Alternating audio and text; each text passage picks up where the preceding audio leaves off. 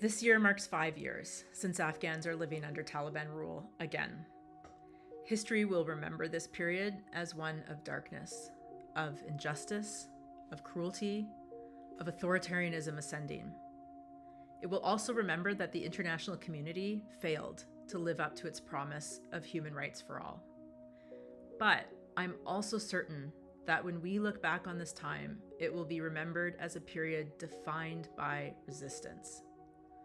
While the world is presently in upheaval, and there's so much we don't know about what will happen next, one of the few things we can be absolutely certain of is that when Afghan women and girls were told, "You don't deserve rights, you can't have an education, you must not dream of a life of your choosing," their response was simply no.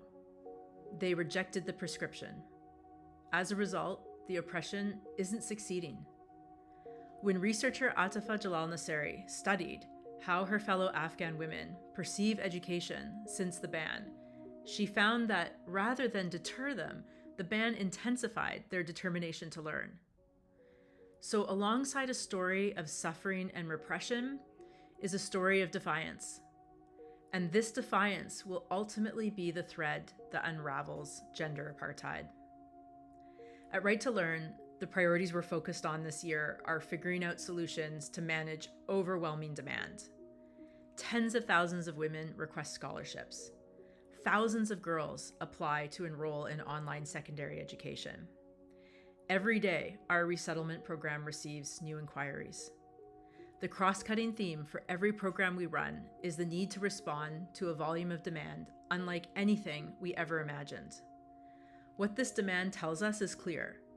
Across Afghanistan, women and girls are striving to reclaim what was taken from them. In the face of violence, injustice, and fear, they did not retreat. They grew fiercer. This International Women's Day, our task is to honor that fierceness, to respond to the demand as best we can, to embody solidarity, and to restore the promise of universal human rights, a promise that the world urgently needs in this moment.